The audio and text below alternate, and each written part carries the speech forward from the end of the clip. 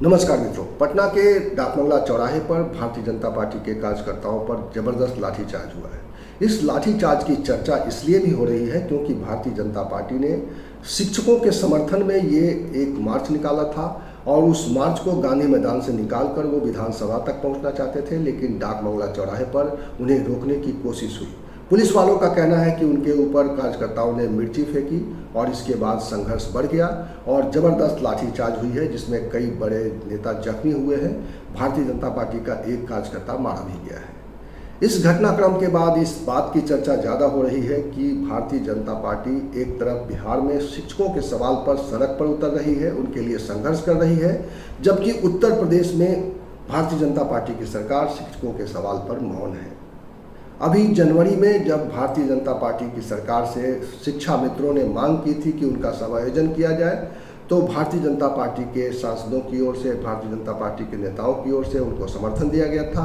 उस बड़े कार्यक्रम में ये नेता पहुंचे थे और उनको आश्वासन दिया था कि उनकी बात सरकार तक पहुंचाई जाएगी, लेकिन लंबे समय तक उनकी मांग को लेकर कोई भी फैसला नहीं आया है। दूसरी तरफ भारतीय जनता पार्टी के कार्यकर्ता नेता बिहार में शिक्षकों के सवाल पर आंदोलनरत हैं।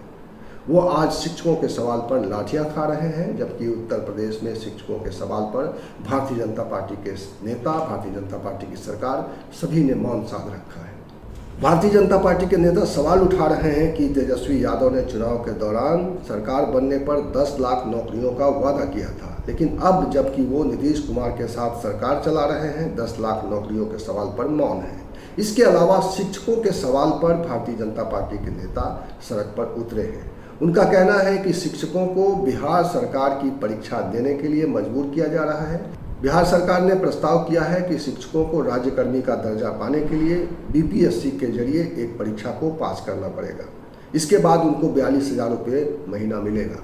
लेकिन भारतीय जनता पार्टी का कहना है कि शिक्षकों पर यह दबाव इसलिए बनाया जा रहा है ताकि उनको 28,000 पर काम करने के लिए मजबूर किया जाए। उत्तर प्रदेश में हालात दूसरी तरह है।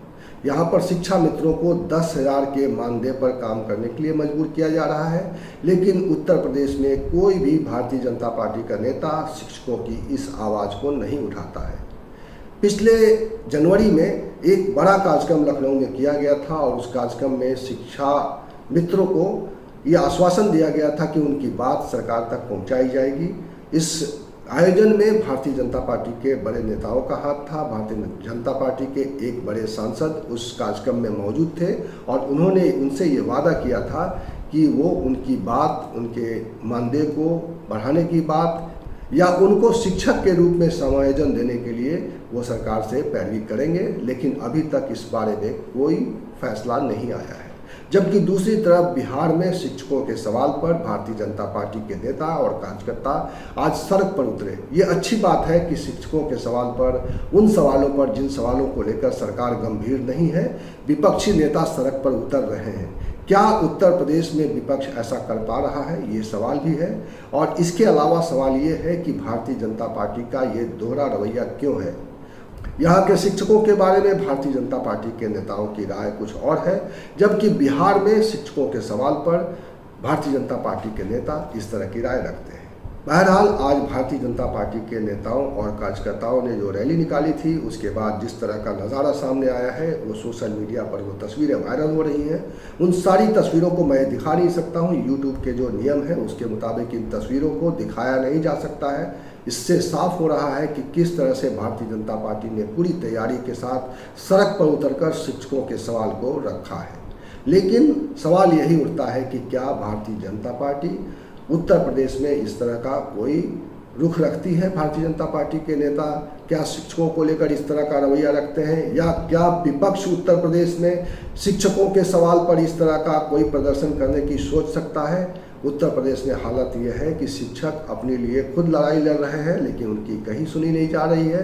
ना तो सरकार उनकी सुनवाई कर रही है, ना विपक्ष की ओर से ऐसा कोई जन समर्थन उनको मिल रहा है, जिसकी वजह से शिक्षकों की समस्या उत्तर प्रदेश में ज्यों की त्यों बनी हुई है।